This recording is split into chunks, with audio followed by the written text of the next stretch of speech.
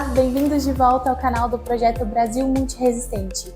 Esse é o primeiro vídeo do nosso quadro de entrevistas com profissionais e nós trouxemos um profissional super incrível que eu tenho certeza que vai enriquecer o conhecimento de todos e ajudar a gente a ter consciência para construir um futuro melhor com relação ao principal tema desse projeto, que são as bactérias multiresistentes.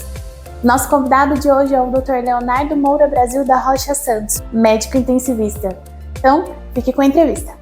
Dr. Leonardo, muito obrigada pela sua presença e por disponibilizar o seu tempo para conceder essa entrevista tão importante para o nosso canal. E nós gostaríamos que o senhor começasse contando um pouquinho da sua história, da sua trajetória, da sua formação e da sua atuação profissional. Obrigado pelo convite. Eu sou Leonardo Moura Brasil da Rocha Santos. Eu sou médico intensivista, quer dizer, um médico que trabalha dentro de uma UTI. E essa foi a minha formação. Fiz clínica médica, terapia intensiva. E o canal quer falar de bactérias multiresistentes. E dentro da minha área, que é a UTI, a gente entra em contato muito com as bactérias multiresistentes. E isso despertou um interesse meu, pessoal, para o tratamento dessas bactérias. Aí eu acabei até fazendo mestrado aqui na Unesp no foco de bactérias multiresistentes. E hoje ainda levo esse conhecimento para a prática do dia a dia. Muito interessante. Então a gente vai começar as perguntas, né? Primeira pergunta, como que o senhor definiria de forma acessível o que é a resistência microbiana e por que esse fenômeno pode ser considerado uma pandemia silenciosa? Então, essa é uma pergunta muito boa, porque se a gente pensar, as bactérias estão aqui no mundo milhões de anos. Sim. Elas já são resistentes por natureza, elas já estão vivas aqui por uma resistência há muito tempo. Uhum. Mas o que a gente quer falar de resistência microbiana, a gente quer fazer resistência ao nosso tratamento, ao antibiótico, que foi criado há 100 anos. Uhum. Então, o que é a resistência microbiana hoje, que é bacteriana que a gente está querendo falar, o fungo também, mas a resistência é a resistência que fiquei doente, tomei o antibiótico e esse antibiótico não matou a bactéria. Na prática, é você ter o antibiótico, aquele antibiótico não consegue matar aquela bactéria. Então, a resistência bacteriana é que essa bactéria é resistente ao antibiótico. Perfeito. Na sua visão, então, como médico, quais são os principais fatores que contribuem para essa resistência ou para o aumento dessa resistência? Então, um fator é a capacidade da própria bactéria de se replicar, se inovar, fazer mutações. Isso é a característica dela. Só que a gente está pensando qual que é o estímulo que vai fazer essa resistência. Então eu preciso ter um estímulo para gerar essa resistência, para ela evoluir ou ela mudar. Então quando a gente pensa nisso, é que, por exemplo, a gente está dentro de um hospital. Nesse hospital, quem que está lá? Quem que é o paciente? O paciente geralmente é um paciente debilitado. Ele vem para uma debilidade. Ele está doente, então ele está enfraquecido. Para você tratar uma pneumonia ou para você tratar uma infecção, não é só o antibiótico que age. Nosso sistema imune age junto com o antibiótico. Tanto é que a gente fica doente, não toma antibiótico, algumas vezes a gente fica bem sem antibiótico. Concorda? Sim. Então, na verdade, dentro de uma infecção, não é só o antibiótico que vai tratar. É o próprio corpo que vai tratar, ajudando junto com o antibiótico. Então, você imagina nessa balança. Eu estou num paciente debilitado, e cada vez mais a gente tem pacientes mais debilitados. A gente está com pacientes que vivendo mais, pacientes sobrevivendo de câncer mais, pacientes sobrevivendo de UTI mais, que esse paciente também fica muito debilitado. Então, eu tenho um próprio paciente mais debilitado, um sistema imune mais carente, que não consegue fazer essa defesa adequada. Tem um excesso de uso de antibiótico. Toda vez que eu uso antibiótico, eu corro o risco de selecionar as bactérias multiresistentes. Então, eu estou tratando um paciente que muitas vezes não vai ser curado pela própria debilidade expondo ele a um antibiótico, e esse antibiótico seleciona as bactérias ficarem multiresistentes. Temos esse ponto. Então, assim, temos a própria bactéria, pela característica dela de resistência, isso ela já foi selecionada pela milhares de anos para ser resistente, por ter essa possibilidade de mutação, por passar, transmitir a resistência. Temos o próprio paciente hoje, que a gente está vivendo mais, o paciente sobrevivendo mais de câncer, mais debilitado, e aí acaba sendo que muitas vezes o sistema imune não ajuda e temos a exposição de antibiótico. E essa exposição de antibiótico não é só no nosso tratamento. Em ração, botavam antibiótico. Você tinha outras exposições de antibiótico que já geravam bactérias multiresistentes no ambiente. Se você está gostando dessa entrevista e principalmente aprendendo com ela, esse é o seu momento para compartilhar esse vídeo com o seu círculo social, para que nós consigamos alcançar um público maior e espalhar essa consciência desse tema tão importante de forma mais efetiva. Nós contamos com você e fique com a segunda parte da entrevista. Em sua experiência clínica e acadêmica, como os profissionais da saúde lidam com a pressão e muitas vezes vinda dos próprios pacientes, né, para prescrever antibióticos, mesmo quando eles não são necessários? Essa pergunta me faz refletir, porque de vez em quando eu estou no lado que quer prescrever e do outro lado eu estou do lado que quer tirar. Essa é uma pergunta que é uma dificuldade do dia a dia. Por quê? Para entender a pressão, e a pressão, não estou nem falando só dos não profissionais médicos, dos pacientes, das familiares ou até dos profissionais médicos, é que quando a gente suspeita de uma infecção, o que eu avalio são provas de inflamação. Então, gera uma dúvida nossa. Por quê? Porque eu tenho um paciente que, se tiver infectado, pode morrer. Sim. Mas aquilo é uma reação inflamatória. Então, assim, para o profissional de saúde, isso é uma decisão difícil. Para o profissional, para o leigo, para entender, é muito mais difícil. E muitas vezes as pessoas confundem antibiótico com anti-inflamatório. Então, assim, como a gente lida com isso? A gente lida com isso fazendo o que o médico tem que fazer. Investigar, analisar, examinar, definir se aquilo é uma inflamação, se aquilo é uma infecção. Entender o quadro clínico. A partir do momento que você tem uma confiança do que está acontecendo e transmite uma confiança, o leigo, o paciente, aceita bem. Desde que você entre na nossa cabeça que toda avaliação desse paciente inflamado, potencialmente infectado, tem que ser sempre reavaliado. Porque inicialmente eu posso ter uma inflamação, por exemplo, tem uma gripe, uma infecção viral. Essa infecção viral eu fico mais suscetível no pulmão. E eu posso ter uma pneumonia após a gripe. Então pode transformar. Mas naquele momento da gripe, antibiótico não trata vírus. Sim. Então, você está próximo ao paciente, você está acompanhando a evolução, você consegue definir a hora que é de entrar um antibiótico, a hora de não entrar um antibiótico. Então, assim, depende da gravidade do paciente que ele te apresenta para você. Se ele tiver em sepsemia, você vai acabar utilizando o antibiótico.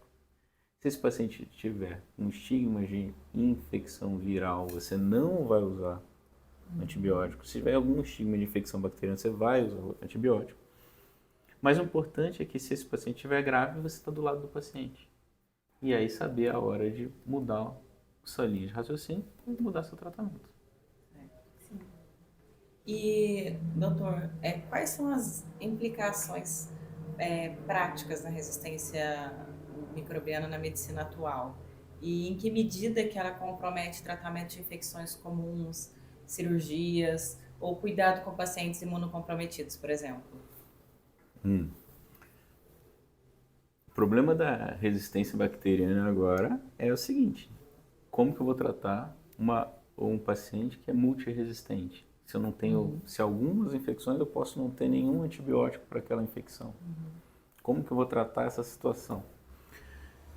Como que eu vou tratar um paciente que, apesar de ser rígido, saudável, pegou uma infecção de bactérias multiresistentes?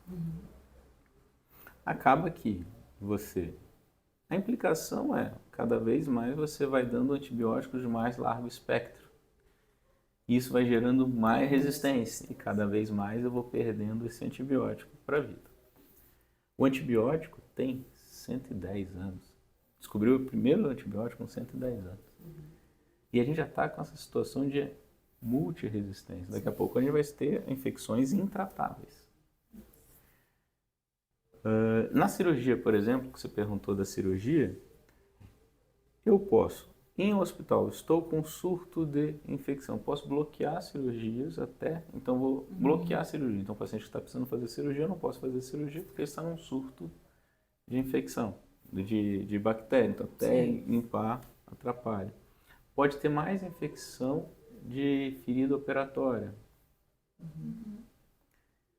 No paciente imunossuprimido, e aí é um caos, que a gente está pensando do câncer e tal. Lembra que a gente falou da debilidade do paciente? E você também tem outro aspecto. Você tem a inflamação, não necessariamente a infecção. Quando eu estou falando de um paciente imunossuprimido pós-quimioterapia, eu tenho uma condição chamada neutropenia febril.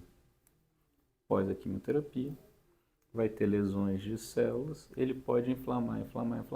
E ele vai ter febre. Essa febre, os leucócitos dela, o sistema de defesa dela, estão lá embaixo, não tem defesa nenhuma, estão imunossuprimidos. Ele está fazendo febre. Até prova contrária, isso vai ser infecção. Então você vai dar antibiótico para ele. 48 horas ele não melhora. Você cultura, escalando antibiótico. Esse é mais ou menos como se vê a neutropenia febril. Eu estou dando antibiótico para o paciente nesse momento sem evidência de bactéria, mas que é possível que tenha, escalonando cada vez mais, tendendo a aumentar a resistência bacteriana, a ponto que pode ficar, se tiver uma bactéria, ser uma situação difícil de tratamento. Então o impacto da resistência bacteriana é dificuldade de tratamento e gerar bactérias intratáveis. Então, doutor, falando nos impactos, fora os pacientes imunossuprimidos, que é uma situação bastante delicada, a gente tem dois quadros, as bactérias multiresistentes, são resistentes a vários antibióticos disponíveis, e os pacientes que já chegam multiresistentes, que já foram expostos a vários tipos de antibióticos. É isso, fora os imunossuprimidos, temos esses dois, as bactérias multiresistentes e os pacientes que já chegam resistentes a múltiplos antimicrobianos. Então, isso é uma coisa que acontece. O nosso problema sempre são as bactérias, os micro-organismos multiresistentes. Os pacientes que usaram muito antimicrobianos, eu infiro que se ele tiver uma bactéria, essa bactéria vai ser multiresistente. Não é que o paciente é resistente ao antibiótico. Não é o paciente. A resistência ao antibiótico é da bactéria. Mas toda vez que esse paciente está usuário de recursos de saúde, diálise, morador de casa de repouso, dentro do hospital, eu interpreto que se esse paciente tiver alguma bactéria, alguma infecção, essa bactéria vai ser do perfil multiresistente. Entendi. Mas o paciente não é que o paciente é resistente ao antibiótico. Porque não tem... o que é seguinte, é que na hora de eu escolher a terapia antimicrobiana, eu vou levar em consideração esse histórico dele de uso de antibiótico para poder escolher o antibiótico. Entendi. Isso é o dado epidemiológico. E doutor, na sua avaliação, qual é o nível de conhecimento dos profissionais da saúde, na sua percepção, atualmente, sobre os riscos e responsabilidades relacionados à resistência microbiana E se, na sua opinião, você acha que nós ainda enfrentamos lacunas de conhecimento ou negligência nesse sentido, até entre os profissionais? Esse assunto, cada vez mais, está sendo o assunto da moda, é um assunto muito importante. Está tendo muita informação sobre isso. Mas ainda a lacuna é o que fazer com essa situação. E até mesmo com vários projetos, ainda fica difícil numa situação beira-leito você escolher a atitude correta. Temos já muitas direções, tem vários estudos, cada vez estudos para diminuir o tempo de uso de antibiótico, mais estudos sobre controle do antibiótico. Temos cada vez mais informação gerada, mas ainda a lacuna da informação gerada para a prática objetiva a gente ainda está caminhando em águas turbulentas. Então a gente ainda não está. Acho que todo mundo está entendendo a importância. Acho que realmente a importância, acho que pegou para todo mundo. Mas o que fazer dentro disso ainda a gente tem dificuldade. Estamos caminhando ainda para essa conscientização. Estamos caminhando para a conscientização. E porque, quando a gente olha, a gente tem duas coisas, dois profissionais lidando com isso ao mesmo tempo. Um profissional que está vendo o indivíduo, o paciente, e o outro profissional que está vendo a epidemiologia e o controle, que não tem nada a ver com o paciente, tem a ver com o controle ambiental do uso de antibiótico. São figuras diferentes. São ideias diferentes, são visões diferentes. Então isso ainda é uma área que a gente ainda não tem um ponto em comum. Entendi. E pensando em políticas públicas ou protocolos, o senhor considera exemplares no controle da resistência microbiana, tanto no Brasil como em outros lugares do mundo? Existem? Existe, assim, o mais simples, que é o que mais funciona, o mais simples, o que mais funciona, é lavagem de mão. É a lavagem das mãos. É a lavagem das mãos dentro do hospital, quando você vai ver de um paciente para o outro, um ambiente para o outro, lavar a mão, isso é o que mais funciona. Mas eu acho que tem coisas muito maiores também que isso. Por exemplo, não tenho noção de dados, isso não, mas por exemplo, uma higiene bucal.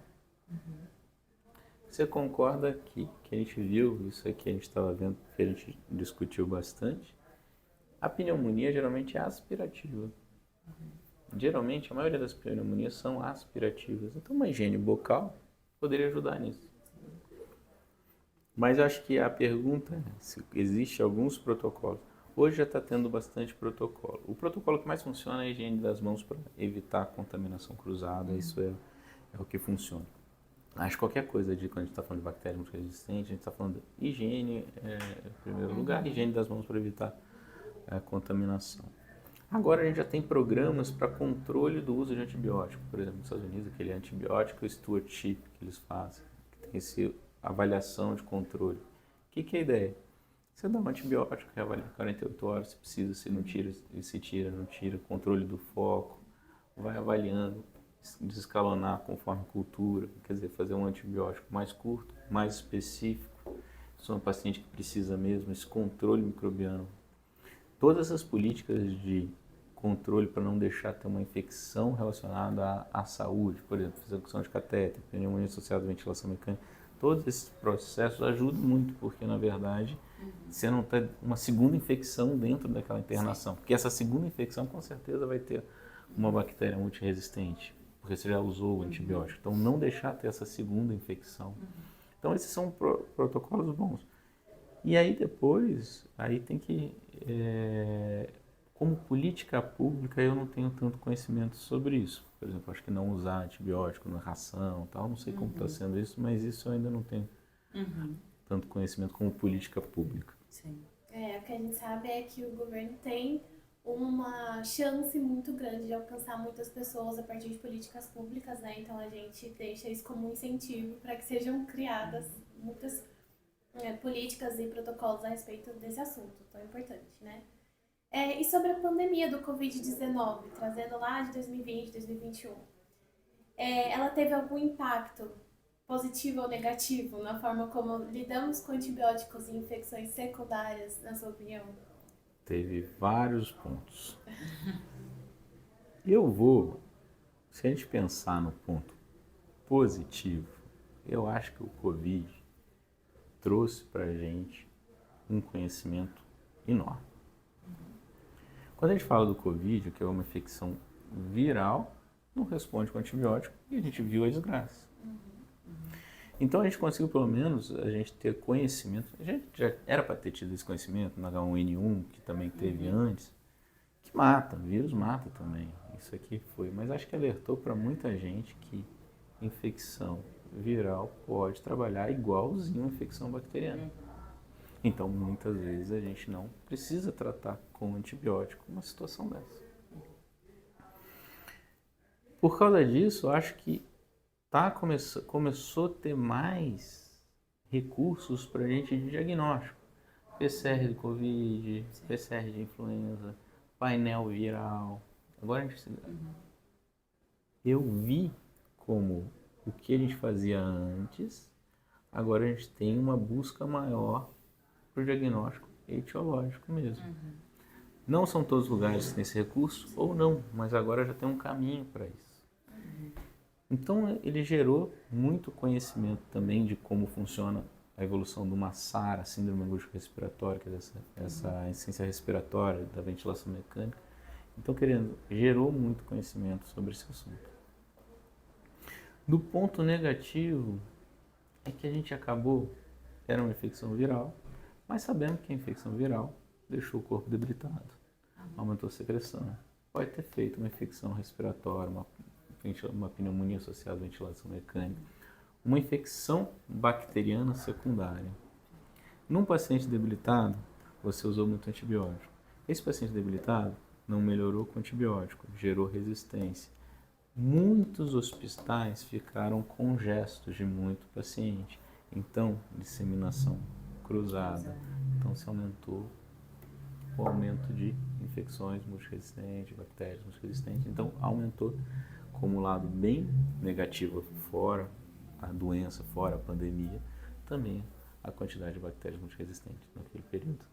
E, doutora, o que o senhor gostaria de deixar de mensagem, tanto para o público geral, profissionais da saúde, gestores públicos, em relação à urgência ao combate à resistência microbiana? Em relação à urgência, a gente tem uma urgência para esse combate, para esses cuidados nas bactérias multiresistentes. Se a gente pensar que a gente tem o antibiótico só tem 100 anos de vida, 110 anos de vida, e já estamos chegando, está saindo poucos, lançando novos antibióticos com muito pouca frequência. E as bactérias estão resistentes, a cada 6 meses muda uma resistência nova. Então, se a gente não dá atenção a esse assunto pode gerar bactérias intratáveis. Que é tudo que a gente não quer. Tudo que a gente não quer. Tudo que a gente não quer. Então, a proposta do nosso projeto é trazer esse conhecimento de forma clara, com a voz dos profissionais envolvidos nesse assunto. Então, a gente queria agradecer muito pela sua disponibilidade, a sua presença aqui e as suas respostas, que eu tenho certeza que enriqueceram muito ao público que assiste o nosso canal. Muito obrigada. Obrigada. Obrigado. Essa foi a nossa entrevista com o Dr. Leonardo e, como deu para perceber, a resistência bacteriana já não é um problema futuro, ela está entre nós agora. Aprendemos também com o doutor, com uma riqueza de informações, que nós podemos combater a resistência através de práticas simples do nosso dia a dia, como a correta higiene das mãos e os profissionais da área de saúde aplicando uma correta biossegurança do seu ambiente de trabalho, como o uso correto de equipamento de proteção individual, manipulação e descarte de materiais biológicos de forma correta e, claro, boas práticas clínicas de higiene. Então faça como o nosso projeto e espalhe a consciência para que a gente consiga parar essa resistência. Você pode fazer isso curtindo esse vídeo, compartilhando esse vídeo, se inscrevendo no canal e ativando o sininho para não perder os próximos episódios do nosso quadro de entrevista com profissionais aqui no canal do Brasil Multiresistente.